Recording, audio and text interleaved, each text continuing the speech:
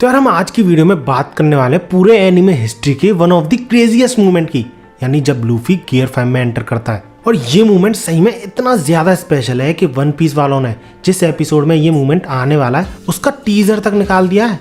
अब लूफी कैसे गियर 5 में एंटर करता है और कैसे गियर 5 में एंटर करके कायदो को हरा के वन ऑफ द 4 एम्परर बन जाता है, जानेंगे आज की वीडियो में। So if you are interested keep watching.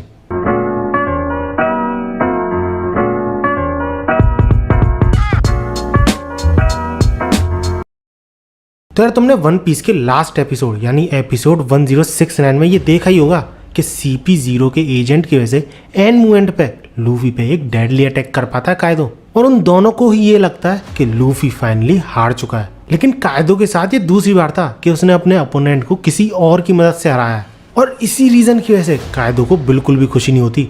उल्टा वो CP0 के उस एजेंट को वहीं पे खत्म कर देता है। और वहीं दूसरी तरफ हमें मोमोनोसुके दिखाया जाता है जो कि इस बात से थोड़ा सरप्राइज होता है कि वो लूफी की वॉइस नहीं सुन सकता। और वहीं अगर कायदो के कैसल की बात करें जो कि पूरा की पूरा फायर से घिरा हुआ था और ऑलमोस्ट जल के खाक होने वाला था, तो तभी वहां पे एंट्री होती है कायदो की, जो कि मोमोनोसुके को ढूंढ रहा होता है, क्योंकि एट द एंड लीडर तो वही था ना। और वो उन सबको ये भी क्लियर कर देता है कि स्ट्रॉ हैट लूफी मर चुका है, और अगर कोई और है जो कि मेरा सामना करना चाहता है तो आगे बढ़े। अब ये चीज सुन के बीस्ट पायरेट्स यानी कायदो के सबऑर्डिनेट्स तो खुश होते हैं ऑब्वियसली, लेकिन वहीं समुराइज, लॉ, किड, उन सभी को विश्वास नहीं हो रहा होता है इस बात पे।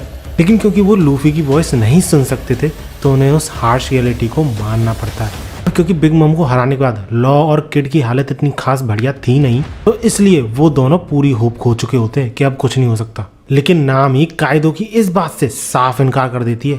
वो ये तक मानने को तैयार नहीं है कि लूफी हारा है, वरना तो छोड़ ही दो। तो भैया डरपोक नामी कायदो यानी एम्परर के मुंह पे उसे झूठा बोलती है, और इसी बात पे कायदो नामी पे हमला कर देता है। लेकिन सही टाइम पे मार को वहां पे आके उसे बचा लेता है और हिम्मत रखकर बोलकर शांत रहने को बोलता है, क्योंकि अभी ये फाइट खत्म नहीं हुई थी। इसके बाद कायदो अपना प्लान फिर से क्लियर करते हुए ये बोलता है कि ओनेगाशिमा जल्दी ही फ्लावर कैपिटल पे लैंड होगा जैसा कि प्लान हुआ है, और मैं सारे औरत, सारे बच्चे और ऑब्वियसली सारे आदमियों को स्लीव्स की तरह यूज करूंगा, और इस कंट्री को एक जायगेंटिक फैक्ट्री में कन्वर्ट कर दूंगा। और ऐसा करने में तुम्हारी जानें क्यों ना चली जाए, इससे हमें कोई भी फर्क नहीं पड़ेगा, क्योंकि हमारे पास हमेशा रिप्लेसमेंट्स रहेंगी। और इसके बाद कायदो बड़े ही गुस्से में उन सारे समुराइज को घूरते हुए ये बोलता है, तुम्हारी हिम्मत कैसे हुई मेरे अगेंस्ट में फाइट करने की? तुमने अब ऐसा कर ही दिया है तो मेरा गुस्सा झेलो। इस वॉर को हारने के बाद तुम्हारे हार का रिजल्ट होगा तुम्हारी फ्रीडम और तुम्हारी होप, जो दोनों ही खत्म होने वाली है। ये चीजें सुन के उन सारे समुराइज के पसीने छूट रहे होते हैं। लेकिन कायदो इस वॉर को खत्म करने के लिए फिर से मोमोनोसुके को वहां पे लाने की बोलता है, और दूसरी तरफ बाकी सारे बीस्ट पायरेट्स इस सिचुएशन का फायदा उठा के लॉ और किड को मारने की सोचते हैं, और हंसते हुए ये बोलते हैं कि भले ही तुमने बिग मॉम को हरा दिया हो, लेकिन कायदो सामा को हराना एक अलग ही लेवल की बात हो जाती है, जो कि तुम लोगों की औकात के बाहर है। लेकिन तभी सही टाइम पे लॉ और किड के क्रू मेंबर्स आके उन दोनों को जैसे तैसे बचा रहे होते हैं, और ये पूरी ही सिचुएशन होपलेस लग रही होती है बिकॉज ऑफ मैनी रीजंस। सबसे पहली बात, लूफी हार चुका है जिस वजह से उन्हें कायदो से खतरा है। ऊपर से ये कैसल क्योंकि हवा में है इसलिए वो सब भाग भी नहीं सकते, और साथ ही साथ इस कैसल में आग भी लगी हुई है जिस वजह से वो कैसल के अंदर भी नहीं रह सकते। और समहाउ ये सब मैनेज भी कर लें इन तीनों चीजों से जैसे तैसे, लेकिन फिर भी ये पूरा आइलैंड फ्लावर कैपिटल पे लैंड होने वाला है। और ऐसा होने पर इस मिशन का तो कोई फायदा ही नहीं होगा, और ऐसा होने से सिर्फ एक ही बंदा रोक सकता है, वो है मोमोनोसुके, जिसे कि खुद को कोई होप नहीं लग रही होती है कि वो ऐसा कर पाएगा, क्योंकि बंदा पूरी तरह अपना मोरल हार चुका होता है बिकॉज ऑफ लूफीज डिफीट। इसके बाद हमें दिखाया था लूफी जो कि अनकॉन्शियस हालत में उसी जगह पड़ा होता है जहाँ पर कि कायदो ने लास्ट अटैक किया था। लेकिन तभी जुनेशा यानी ये ह्यूज एलिफेंट ये बोलने लगता है, मोमोनोसुके आई कैन हियर इट, जिसपे मोमोनोसुके थोड़ा सरप्राइज, क्या मतलब, क्या सुनाई दे रहा है तुम्हें? तो इसके रिप्लाई में जुनेशा ये रिप्लाई देता है कि I hear the drums of liberation for the first time in 800 years because he is here. और ये सारी चीज सुन के मोमोनोसुके और भी ज्यादा कंफ्यूज्ड, हु इज, किसकी बात कर रहे हो तुम? तो इसके जवाब में जुनेशा ये बोलता है, जॉय बॉय हैज रिटर्न। और ये बोलते समय हमें लूफी दिखाया जाता है जो कि हंस रहा होता है और सम काइंड ऑफ ट्रांसफॉर्मेशन के थ्रू गुजर रहा होता है, जो कि खुद ये नहीं समझ पा रहा होता है कि उसके साथ ये हो क्या रहा है। आखिर वो कैसे खड़ा हो सकता है जबकि वो इतनी बुरी तरह हार चुका है। और आखिर क्यों इसे इतना मजा आ रहा है। और जो जुनेशा ने ये बात बोली है कि जॉय बॉय आ चुका है, तो इस बात को सुन के मोमोनोसुके कांपने लग जाता है, रोंगटे खड़े हो जाते हैं उसके। इवन बाल नहीं है उसके फिर भी, क्योंकि जुनेशा का पूरा इशारा लूफी की तरफ था। तो वो यही सोच रहा होता है कि क्या लूफी ही जॉय बॉय है। इसके बाद एक एक करके हमें सारी जगहों का यानी सारे फ्लोर्स का सीन दिखाया जाता है, जहाँ पर कि सारे लोग ऊपर की तरफ देख रहे होते हैं और यही सोच रहे होते हैं कि आखिर ये है क्या चीज, क्या स्ट्रॉ हैट जिंदा है। लेकिन कुछ लोग ये चीज जान के काफी ज्यादा खुश हो रहे होते हैं, इतना कि लिटरली रो देते हैं, क्योंकि लूफी के अलावा उन सब के पास कोई होप नहीं थी जीतने की। इसके बाद हमें 5 एल्डर्स दिखाए जाते हैं जो कि वानो की सिचुएशन को लेकर डिस्कस कर रहे होते हैं कि उन्होंने एक एलाइट एजेंट खो दिया और कायदो को एंग्री भी कर दिया। लेकिन तभी उनमें से एक ये बोलता है कि कोई प्रॉब्लम नहीं है, क्योंकि हो सकता है हमें फ्यूचर में इस बात का रिग्रेट होता है कि ये चीज हमने नहीं की, क्योंकि ऑब्वियसली ये बेहतर ही होता है कि डेंजरस वेरिएबल्स को एलिमिनेट कर दिया जाए। इसके बाद उन्हीं में से एक ये टकला एक्सप्लेन करता है कि हर एरा में वर्ल्ड गवर्नमेंट ने गम गम फ्रूट को एक्वायर करने की कोशिश की है, लेकिन पूरे 800 सालों में आज तक सक्सीड नहीं हुई वर्ल्ड गवर्नमेंट। मानो कि वो फ्रूट जिंदा है, उनके हाथों से फिसल फिसल के भग रहा है। और इसी के कंटिन्यूएशन में हमें ये भी एक्सप्लेन कराया जाता है कि जोन फ्रूट्स जो होते हैं उनके पास खुद की विल होती है, और इस पर्टिकुलर फ्रूट का नाम ही एक गॉड से रिलेटेड है, क्योंकि गम गम फ्रूट नाम तो इन्होंने रखा है पूरी दुनिया को बहकाने के लिए, लेकिन उसका असली नाम जोन टाइप ह्यूमन फ्रूट है, मिथिकल मॉडल का। और इसको खाने के बाद और अवेकन होने के बाद बंदे की पर्सनैलिटी नीका जैसी हो जाती है, जो कि सन गॉड है एंड वॉरियर ऑफ लिबरेशन है, जो कि अपने आसपास सारे लोगों के मुंह पे स्माइल लाता है। और इतना ही नहीं, ये फ्रूट इतना ज्यादा पावरफुल है कि किसी भी फ्रूट की पावर इस फ्रूट की पावर से कंपेरेबल ही नहीं है। इसके बाद हमें लूफी दिखाया जाता है, जो कि हंसते हुए और चलते कूदते हुए ये बोल रहा होता है, I can do everything that I wanted to do. और लगता है मैं कुछ देर और लड़ सकता हूँ। और लूफी अपनी हाकी की पावर इंक्रीज करते हुए ये बोलता है, this is the pinnacle of what I can do, because this is. अब इस हाकी की वजह से कायदो के ऑलमोस्ट सारे सबऑर्डिनेट्स अनकॉन्शियस होने लग जाते हैं, जिसपे कायदो यही सोच रहा होता है कि आखिर ये चल क्या रहा है। और जब वो नजर घुमा के ऊपर की तरफ देखता है, लेकिन तभी ऊपर से एक बहुत बड़ा हाथ आता है और कायदो को एक खिलौने की तरह पकड़ लेता है। और ये चीज देख के वहां पे प्रेजेंट सारे लोग शॉक्ड, क्योंकि ना सिर्फ उस हाथ ने कायदो को झगड़ा हुआ था, साथ ही साथ वो हाथ कायदो को खींचकर छत की तरफ ले आता है। और ये हाथ किसी और का नहीं, लूफी का था, जो कि कायदो को कस के पकड़ता है और लिटरली उसे रस्सी की तरह घुमा के जमीन में दे मारता है। और वो ये बार बार करता है बिना रोके। और ऐसा करते हुए लूफी को थकान तो छोड़ो, बंदा हंस रहा होता है। लेकिन वहीं कायदो भी गुस्सा नहीं होता, बल्कि खुश होता है कि लूफी सरवाइव कर गया उसके हमले को। लेकिन तभी वो लूफी पे ब्लास्ट ब्रीथ के साथ एक और हमला करता है, जिसको देख के लूफी बड़े फनी वे में घबराता है। लेकिन उसके बाद जमीन को उखाड़ के उसे रबर में कन्वर्ट करके कायदो का अटैक उसी पे वापस रिफ्लेक्ट कर देता है और फिर से वापस हंसने लग जाता है। इसके बाद कायदो, जिसे कि ऑब्वियसली कुछ भी नहीं हुआ था उस अटैक से, ये बोलता है लूफी से कि सॉरी अबाउट दैट इडियट, क्योंकि कायदो भी लूफी से इस तरीके से जीतना नहीं चाहता था। लेकिन लूफी अभी भी मुस्कुराते हुए ये बोलता है कि कोई प्रॉब्लम नहीं है, चलो अब जल्दी से इस चीज को खत्म करते हैं। अब इसके बाद कायदो अपनी बात कंटिन्यू करते हुए ये बोलता है कि मुझे तो लगा था तुम मर चुके हो। लेकिन लूफी इसके जवाब में ये बोलता है कि हाँ, मुझे भी लगा था मैं मर चुका हूँ। अब क्योंकि लूफी खुद रबर बनने के साथ साथ और भी चीजों को रबर बना सकता था, तो कायदो समझ जाता है कि ये लूफी की अवेकनिंग है। लेकिन फिर भी वो कंफ्यूज रहता है, क्योंकि अवेकनिंग के दौरान इस तरीके का बॉडी ट्रांसफॉर्मेशन तो जोन टाइप फ्रूट्स में होता है, लेकिन इस तरीके के जोन टाइप के बारे में कायदो ने आज तक सुना ही नहीं था। और सुनेगा भी कैसे, 5 एल्डर्स की वजह से। और इतने में देखते हैं कि कायदो लूफी को खाने की कोशिश करता है, जिस पर लूफी रेजिस्ट करने की तो कोशिश करता है, लेकिन कायदो लूफी को चबाने की जगह उसे सीधा निगल लेता है। अब भैया लूफी जैसे बंदे को कोई अगर निगल ले तो उसका क्या होने वाला है, ये मुझे शायद बताने की जरूरत नहीं है, क्योंकि कायदो के ऐसा करने के बाद लूफी कायदो के पेट में ही अटैक करने लग जाता है। इसके बाद हम ये देखते हैं कि कायदो अचानक से फूलने लग जाता है एक बैलून की तरह। और कायदो के साथ ऐसा होते हुए देख मोमोनोसुके और यामातो दोनों यही सोच रहे होते हैं कि क्या ये भी कायदो की एक फॉर्म है, क्योंकि उन्होंने कभी भी कायदो को ऐसी हालत में देखा ही नहीं था। और कायदो खुद इस चीज से सरप्राइज था कि क्या उसकी भी बॉडी रबर की बन गई है, सो ऐसा बिहेव कर रही है उसकी बॉडी। क्योंकि यार कोई भी लिविंग थिंग इतनी ज्यादा फूलती थोड़ी है, सीधे फट जाती है, खासकर ड्रैगन्स जो कि स्नेक के सिमिलर बताए जाते हैं। और तभी लूफी को 2 लाइट्स टिमटिमाती हुई दिखती हैं, जो कि और कुछ नहीं कायदो की आंखें थी, जिनमें से लूफी अपने हाथों को बाहर निकालता है, उसकी नाक को पकड़ के उसके मुंह से बाहर निकले आता है और इस चीज को वो नाम देता है रॉकेट एस्केप। और ये सब होता हुआ देख मोमोनोसुके और यामातो को अपनी आंखों पे यकीन नहीं हो रहा होता है, क्योंकि ये फाइट इतनी सी भी रियल नहीं लग रही थी, कॉमिकल सी लग रही थी। और ये सारी चीजें अगर काफी नहीं थी तो लूफी उनको जायंट बन के दिखाता है, लिटरली साइज में इतना बड़ा हो जाता है कि कायदो को अपने पैर से कुचलने की कैपेबिलिटी रखता है। अब क्योंकि लूफी विजुअली काफी ज्यादा डिफरेंट दिख रहा था तो मोमोनोसुके यही सोच रहा होता है कि ये क्या है और मुझे लूफी की आवाज इससे आती हुई क्यों सुनाई दे रही है। इसके बाद हमें दिखाया था कायदो जो कि लूफी को अपने जबड़े में जकड़ लेता है, लेकिन तभी लूफी कायदो की बॉडी के 2 एंड्स को पकड़ के हवा में ही स्किपिंग करने लगता है और जमीन में पेलने ही वाला होता है। लेकिन तभी कायदो ब्लास्ट ब्रीथ का अटैक करता है लूफी पे, जिससे यामातो थोड़ा टेंशन में आता है क्योंकि लूफी ने डायरेक्ट हिट लिया था ब्लास्ट ब्रीथ का। और तुम्हें याद ना हो तो बता दूं, इसी ब्लास्ट ब्रीथ ने पूरे पहाड़ को उड़ा दिया था। लेकिन लूफी उसी फायर का यूज करके और अपने पैरों का यूज करके कायदो की तरफ बहुत तेजी से लॉन्च होता है। लेकिन इससे पहले कि लूफी अटैक करता, कायदो अपना अटैक ऑलरेडी लॉन्च कर चुका होता है और ये वही अटैक है जिससे लूफी पिछली बार अनकॉन्शियस हो गया था। लेकिन इस बार लूफी का मुंह सीलिंग चीरते हुए काफी नीचे तक जाता है और इस बार इस अटैक से सिर्फ लूफी को थोड़ा सा पंप आता है अपने हेड पर। लेकिन अचानक से लूफी को ऐसे आते हुए देख सभी के रिएक्शन। इसके बाद लूफी वापस अपने मुंह को खींचता है और सही पोजीशन पे लाता है। लेकिन ऐसी हरकतों को देख के मुझे तो कॉमिकल लग रही थी फाइट, तुम्हें भी लग रही होगी, लेकिन साथ ही साथ कायदो को भी लग रही थी। लेकिन इसके बाद कायदो ये बोलता है कि बस बहुत हुआ, काफी एंटरटेनिंग शो था, लेकिन तुम अब अपनी लिमिट्स पे हो तो इसलिए मैं ही जीतूंगा, तुम्हारा जीतना ऑलमोस्ट इम्पॉसिबल है।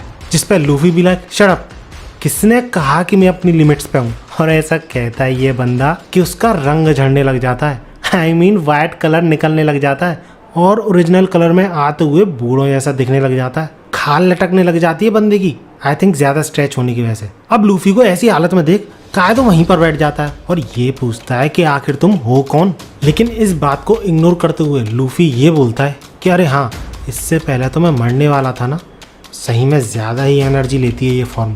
लेकिन कायदो लूफी को ये एश्योर करता है कि तुम्हारे मरने के बाद ये ग्रेट बैटल की जो टेल है ये हमेशा आगे बढ़ती हुई जाएगी, चिंता मत करो। जिस पे लूफी बीच में ही रोकते हुए ये बोलता है आई डोंट नीड दैट, क्योंकि अकॉर्डिंग टू लूफी मरने के बाद इंसान का कुछ नहीं बचता, बचती है तो सिर्फ बोन्स। और लूफी फिर से गियर 5 में एंटर करते हुए ये बोलता है इस फाइट का एंड ऐसे नहीं होगा। लेकिन कायदो हंसते हुए ये बोलता है हो संभल के कहीं तो मन ना जाओ।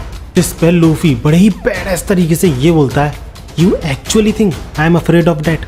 और ऐसा कह के उछल उछल के हंसते हुए दौड़ने लगता है। लेकिन तभी यामातो ये बोलता है लुक आउट लूफी, क्योंकि कायदो लूफी के पीछे से हमला करने वाला था, जिसे लूफी देख तो लेता है लेकिन शायद अपने आप से डॉज नहीं करता और उस हमले से लूफी के चेहरे का स्ट्रक्चर बदल जाता है। इसके बाद तुरंत ही कायदो फिर से एक अटैक करता है, लेकिन इस अटैक से बनने वाली कंप्रेशन एनर्जी को लूफी स्टोर करता है और कायदो की तरफ जंप करके मुक्के के साथ छोड़ता है, जिसपे कायदो यही सोच रहा होता है कि सुप्रीम किंग वाली हाकी यूज कर सकता है, अपनी पावर्स यानी रबर वाली पावर्स को दूसरी चीजों में भी ट्रांसफर कर सकता है। इस तरीके का फाइटिंग वे उसने आज तक नहीं देखा था, इसलिए बंदे को यकीन ही नहीं हो रहा था कि वो हार सकता है। लेकिन तभी लूफी ने जो अपना अटैक छोड़ा था, जब वो कायदो को पड़ता है ना, तो बंदे का चेहरे का पूरा स्ट्रक्चर बदल जाता है और ये मुक्का इतना ज्यादा स्ट्रॉन्ग था कि कायदो वन ऑफ द 4 एम्परर पीठ के बल गिर जाता है। और इस चीज से मोमोनोसुके और यामातो दोनों शॉक। लेकिन लूफी भी लाइक क्यों कायदो, मजा आ रहा है ना। अब इस अटैक के बाद कायदो लूफी से सिर्फ एक क्वेश्चन का आंसर चाहता था,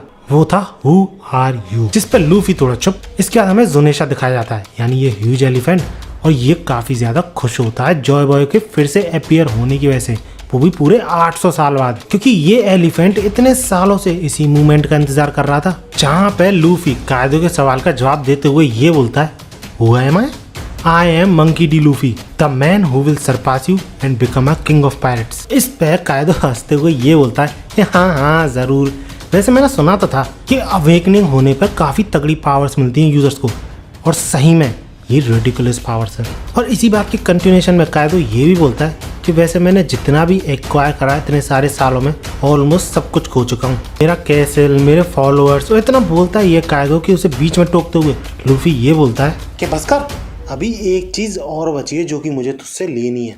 और इतना बोलते ही कायदो लूफी पे कॉम्बो अटैक्स करता है, जिसके जवाब में लूफी भी कायदो पे कॉम्बो अटैक्स करता है। जिसके बाद कायदो लूफी से ये बोलता है आई थिंक उसका ध्यान भटकाने के लिए कि नीचे प्रेजेंट पूरे कैसल में आग लगी पड़ी है और वहां पे तुम्हारे थाउजेंड्स ऑफ लोग फंसे पड़े हैं जो कि थोड़ी देर में ही जल के खाक होने वाले हैं। जिस पर लूफी भी लाइक, ना मेरे दोस्त सबको संभाल लेंगे, मेरा काम बस तुम्हें हराना है। इसके बाद हमें कैसल का सीन दिखाया जाता है जहाँ पर कि सही में जहाँ नजर घुमा के देखो वहीं आग लगी पड़ी होती है। अब सब अपनी तरफ से कोशिश तो कर रहे होते हैं जिससे कि आग कम हो सके, लेकिन उन लोगों को वो फायर कम होने की कोई उम्मीद ही नहीं दिख रही होती है। लेकिन जिम्बे की हेल्प से उस कैसल की ज्यादातर आग फ्लश हो जाती है। जस्ट लाइक लूफी सेड, उसके दोस्त सब संभाल लेंगे। लेकिन एक बंदा था जिसे जो काम दिया गया था वो उससे नहीं संभल रहा था, वो था मोमोनोसुके। क्योंकि अगर कायदो हारता है तो वो कैसल सीधे बहुत तेज स्पीड में नीचे गिरेगा और एक बम की तरह फटेगा। और इस चीज को प्रिवेंट करने के लिए मोमोनोसुके को अपने फ्लेम क्लाउड्स की हेल्प से उस आइलैंड को हवा में ही रखना था। लेकिन भैया बंदा पहली बार तो ड्रैगन बना है, उससे क्या ही हो पाता, इसलिए बहुत होपलेस फील कर रहा होता है। इतना कि उसे पास्ट एक्सपीरियंसेस याद आने लग जाते हैं कि उसकी माँ ने उसे कितने उम्मीद के साथ फ्यूचर में भेजा था और फिलहाल की सिचुएशन को देख के वो मन ही मन माफी मांग रहा होता है अपनी माँ से। इसके बाद हमें वापस कायदो और लूफी की फाइट दिखाई जाती है जिसके दौरान लूफी ने लिटरली लाइटनिंग पकड़ ली थी अपने हाथ से और उसी लाइटनिंग को वो कायदो पे दे मारता है, लेकिन कायदो आसानी से डॉज कर लेता है उसे और अपने अगले अटैक की तैयारी करते हुए ये बोलता है कि चाहे तुम कितना भी खेल लो, सिर्फ एबिलिटीज के बलबूते पे तुम वर्ल्ड को कॉन्कर नहीं कर सकते। जिसके बाद लूफी कायदो पे अटैक तो करता है इससे पहले कि कायदो उस पे अटैक करे, लेकिन कायदो लूफी के उस अटैक को डॉज करके सीधे उसके मुंह पर वार करता है और अपनी बात को कंटिन्यू करते हुए ये बोलता है कि अगर सिर्फ एबिलिटीज की ही बात होती तो रॉजर कभी किंग ऑफ पायरेट्स बन ही नहीं पाता, क्योंकि उसके पास किसी भी तरीके की डेविल फ्रूट की पावर थी ही नहीं। और ऐसा कहते हुए कायदो लूफी को जमीन में पेल देता है, लेकिन वो जमीन एक ट्रैम्पोलिन की तरह लूफी को वापस कायदो की तरफ फेंकती है। कायदो अपने एक और अटैक के लिए तैयार होते हुए अपनी बात को कंटिन्यू करता है और ये बोलता है, और ऐसा रॉजर इसलिए कर पाया क्योंकि हाकी ही है जो कि किसी भी तरीके की डेविल फ्रूट पावर को सरपास करती है। और ऐसा कहते हुए वो अपने स्पेशल अटैक थंडर बगुआ का इस्तेमाल करता है और इससे लूफी को वैसे तारे तो दिख जाते हैं, लेकिन फिर भी कायदो से वो बहुत ज्यादा दूर ना चला जाए, इसलिए वो कायदो को कस के पकड़ लेता है जिससे कायदो की बॉडी भी रबर में कन्वर्ट होने लग जाती है। अब कायदो लूफी का हाथ छुड़ाने की कोशिश तो करता है पूरी, लेकिन वो ऐसा कर नहीं पाता, जिस वजह से कायदो लूफी की कमजोरी यानी कटिंग अटैक्स करता है उस पर, जिससे लूफी को काफी ज्यादा डैमेज भी पहुंचता है। लेकिन फिर भी लूफी कायदो को छोड़ने को तैयार ही नहीं है। अब इसके बाद कायदो अपनी फायर ब्रीथ भी छोड़ता है लूफी पे, लेकिन फिर भी लूफी अपना हाथ छोड़ने को तैयार ही नहीं है कायदो से। इसके बाद आसमान से एक आवाज आती है, हे मोमो। और जब मोमोनोसुके उस आवाज की डायरेक्शन में देखता है तो बंदे की आंखें बाहर निकले आती हैं, क्योंकि आसमान से एक बहुत ही बड़ा घूंसा उस आइलैंड की तरफ बढ़ रहा होता है और इसके पीछे ऑब्वियसली और कोई नहीं लूफी था, जो कि मोमोनोसुके से ये बोलता है कि मैं अपना ये पंच लैंड करने वाला हूँ और ये आइलैंड यानी ओनेगाशिमा रास्ते में, तो जल्दी से जल्दी इस आइलैंड को हटाओ। जिस पे मोमोनोसुके की फट रही होती है, क्योंकि यार आइलैंड को मूव ना कर पाने की वजह से बंदा कुछ टाइम पहले रो रहा था और अगर अब उसने ऐसा नहीं किया तो पूरा का पूरा आइलैंड ही तबाह हो जाएगा, साथ ही साथ उसमें प्रेजेंट लोग भी। लेकिन लूफी बिना कोई झिझक के हंसते हुए ये बोलता है, do it momo, I believe in you. जिस पे मोमो भी लाइक, साला ये दुख का खत्म नहीं होता बे। बहरहाल अगर मोमोनोसुके की बात करें तो बंदे की पहले से ही फट रही थी और अब और ज्यादा फटने लग जाती है लूफी के इस एक्शन की वजह से, क्योंकि उसकी कई बार कोशिश करने के बावजूद वो आइलैंड टस से मस से नहीं हो रहा था। इसलिए वो लूफी से रुकने की भी बोलता है, लेकिन पता नहीं कैसे लूफी को मोमोनोसुके पे इतना ज्यादा विश्वास था कि उतना उसको खुद पर नहीं था। और वहीं अगर कायदो की बात करें तो वो लूफी का हमला डॉज नहीं करता है, उल्टा उसका हेड ऑन सामना करने का तय करता है और लूफी से ये पूछता है, टेल मी स्ट्रॉयट, क्या तुम्हें पता है कि 20 साल पहले इस कंट्रीज के हीरोज चल के खाक हो गए थे और तभी से ये एक लॉलेस प्लेस है और अब 20 साल बाद तुम लोग आए हो एज अ हीरो बन के, जिनका कि ये लोग पिछले 20 सालों से इंतजार कर रहे थे। और ऐसा कहते हुए कायदो खुद को ही फ्लेम से कवर कर लेता है और कायदो की इस फॉर्म को देख के लूफी काफी ज्यादा सरप्राइज हो जाता है और जिस हाथ से कायदो को उसने कस के पकड़ रखा था वो हाथ भी उसे छोड़ना पड़ता है बिकॉज ऑफ हीट। इसके बाद वो लूफी से ये बोलता है कि चिंता मत करो, मैं कहीं नहीं भागने वाला, क्योंकि ये जो जायंट फिस्ट तुम्हारी मेरी तरफ आ रही है ये मुझसे छिपने से पहले ही मेल्ट हो जाएगी। कि at the end of the day Luffy है तो रबर ही ना, लेकिन लूफी बड़े ही कॉन्फिडेंस के साथ कायदो से ये बोलता है कि चिंता मत करो, मैं नहीं मेल्ट होने वाला, क्योंकि जिस चीज को हम हाकी बोलते हैं यहाँ पर वानों में उसे रियो बुलाया जाता है और ओल्ड मैन यानी इसने लूफी को सिखाया है कि बिना किसी भी चीज को टच करे उसको कैसे हार्म पहुंचाया जा सकता है। डैमेज पहुंचाया जा सकता है, और इसलिए लूफी श्योर था कि वो कायदो को बिना छुए जमीन में घुसेड़ देगा, गाड़ के रख देगा, क्योंकि ये लूफी का कोई आर्म अटैक नहीं था। इस अटैक का नाम था बजरंग गन, जिस नाम की ऑब्वियसली इंस्पिरेशन बजरंग बली से ली गई है। और जब लूफी का अटैक और कायदो एज अ फ्लेम ड्रैगन टकराते हैं ना, तो यूं समझ लो आसमान फटने लग जाता है, जैसे कि दो एम्परर्स टकरा रहे हो। लेकिन स्टिल लूफी फिर भी थोड़ा बहुत स्ट्रगल कर रहा होता है कायदो के सामने। इसके बाद हमें कायदो की बैक स्टोरी दिखाई जाती है, जिसमें कि हमें ये एक्सप्लेन कराया जाता है कि कायदो बचपन से ही काफी ज्यादा स्ट्रॉन्ग था। बंदा 10 साल की उम्र से ही वॉर से लड़ता हुआ आया है और इवन बड़े बड़ों को छक्के छुड़ाते हुआ आया है। अब वैसे तो कायदो क्रिमिनल था, लेकिन उसके इतने ज्यादा स्ट्रॉन्ग होने की वजह से नेवी चाहती थी कि वो उन्हें ज्वाइन कर ले। लेकिन भैया कायदो का अलग ही स्वैग था। वो नेवी की पकड़ में खुद से इसलिए आता था क्योंकि उसे भूख लगती थी, और जैसे ही वो पेट भर के खाना खा लेता था, नेवी से हर बार एस्केप कर जाता था। वो बंदे ने लिटरली प्रिजन को कैफेटेरिया बना के छोड़ दिया था। इसके बाद कायदो को रॉक्स पायरेट ज्वाइन करने का ऑफर आता है, जिसके बाद रॉक्स पायरेट यूं समझ लो अनस्टॉपेबल बन जाते हैं, क्योंकि उसके पास 3 हुक्म के इक्के थे, बिग मॉम, कायदो और व्हाइट बियर्ड। इसके बाद रॉक्स पायरेट भी कुछ टाइम बाद डिसबैंड हो जाते हैं और कायदो अपना पायरेट ग्रुप ज्वाइन करके वानो को अपने शिकंजे में लेने की सोचता है और उसे एक वेपन फैक्ट्री की तरह यूज करने की सोचता है। इसके बाद एक दिन कायदो को अपने बच्चे के मुंह से यानी यमातो के मुंह से जॉय बॉय का नाम पता चलता है, जिसको कि ऑब्वियसली ओडिन की बुक से पता चला था। उसे इतना भी पता चल जाता है कि ओडिन अपनी कंट्री यानी वानो को वर्ल्ड के लिए ओपन इसलिए करना चाहता था क्योंकि वो जॉय बॉय को वेलकम करना चाहता था। इसके बाद हमें वापस लूफी और कायदो की फाइट दिखाई जाती है, जिसमें कायदो बहुत ज्यादा भारी पड़ रहा होता है लूफी पे और उससे ये पूछता है, tell me kid what kind of world can you create. जिस पे लूफी काफी ज्यादा स्ट्रगल करते हुए ये बोलता है, एक ऐसा वर्ल्ड जिसमें कि मेरे दोस्त जितना चाहें उतना खाना खा सकें। और ऐसा कहते हुए लूफी आखिरी बार अपना पूरा जोर लगा देता है और कायदो पे डायरेक्ट हिट मार पाता है। लेकिन इसी के साथ साथ बिना कायदो के वो आइलैंड तो हवा में नहीं रह सकता था ना, तो मोमोनोसुके भी अपनी पूरी जान लगा देता है और फाइनली अपने फ्लेम क्लाउड्स की हेल्प से वो उस आइलैंड को हवा में तो नहीं रख पाता, लेकिन सेफली लैंड करा पाता है जमीन पर। जिसके बाद कायदो के गिरते गिरते वो फिर से पास्ट की कुछ ग्लिम्स याद करता है, जिसमें कि वो अपनी बात कंप्लीट करते हुए ये बोलता है कि king I think I know who Joy boy is. जिस पे किंग पूछता है हु इज ही, तो इसकी रिप्लाई में कायदो ये बोलता है कि जॉय बॉय वो बंदा है जो कि मुझे फ्यूचर में हराने आएगा। जिस पे किंग हंसते हुए ये बोलता है, तो लगता है हम उससे मिलने ही नहीं वाले। लेकिन गिरता हुआ कायदो रियलाइज कर चुका होता है कि लूफी ही जॉय बॉय है। अब जल्दी ही ये बात वानो किंगडम में सारे लोगों को पता चल जाती है कि उरोची और कायदो उनकी जिंदगी से हमेशा के लिए जा चुके हैं, जिस वजह से उनका जो फेस्टिवल था खुशहाली से भरा हुआ वो और भी रौनक भरा बन जाता है। और वो सब खुशी के मारे रो तब देते हैं जब उन्हें ये पता चलता है कि अकाज़ानान जिंदा है और साथ ही उनका मोमोनोसुके सामा भी जिंदा है, और उन्हीं ने उन सबको उरोची और कायदो से छुटकारा दिलाया, क्योंकि ऑब्वियसली लूफी ने पहले ही मना कर दिया था कि इस विक्ट्री में पायरेट्स का नाम कहीं पर भी ना है। अब जहाँ वानो किंगडम में खुशी का माहौल था, वहीं वर्ल्ड गवर्नमेंट की फटी जा रही थी, क्योंकि पहली बात तो ये कि नीका अपीयर हो चुका है और दूसरी बात ये कि जिस इंसिडेंट में वो अपीयर हुआ है उसी इंसिडेंट में 2 एम्परर्स एक साथ मारे जा चुके हैं, और 2 एम्परर्स की एक साथ डिफीट होना ये चीज वो कवर अप नहीं कर सकते थे, और जल्दी ही ये खबर पूरी दुनिया को हिला के रख देगी। अब इसके बाद भी काफी सारी चीजें होती हैं, लेकिन एक चीज जिसका मैं सबसे ज्यादा इंतजार करता हूँ वन पीस में हर फाइट के बाद, वो थी बाउंटी, जो कि 3 बिलियन पे पहुंच गई थी इस पॉइंट ऑफ टाइम पे लूफी की। और लूफी के साथ ही साथ लॉ और किड, इन दोनों की भी बाउंटीज 3 बिलियन थी। लेकिन सबसे ज्यादा शॉकिंग बात तो ये थी कि 4 एम्परर्स कौन है इस पॉइंट ऑफ टाइम पे सी के। और जब ये चीज हमें रिवील कराई जाती है तो हमें पता चलता है कि पहला तो शैंक्स था ही, दूसरा ब्लैक बियर्ड बनाया अभी, तीसरा अपना लूफी बन जाता है एम्परर, और चौथा था बगी। And that's it. इसी के साथ ये वानो किंगडम का इंसिडेंट खत्म हो जाता है और अपना लूफी एम्परर लेवल तक का बन जाता है। तुम्हें gear 5 Luffy versus awakened Lucy देखना है कि नहीं, मुझे कमेंट से जरूर बताना। वीडियो अच्छी लगी तो लाइक जरूर करना और ऐसी ही वीडियोस के लिए मेरे चैनल को सब्सक्राइब जरूर कर लेना। इस वीडियो का टारगेट रखते हैं 10,000 लाइक्स, देखते हैं कितनी जल्दी कराते हो। और हाँ, इंस्टाग्राम पे भी फॉलो कर लो यार, लिंक डिस्क्रिप्शन में। मिलते हैं अगली वीडियो में, और भागो।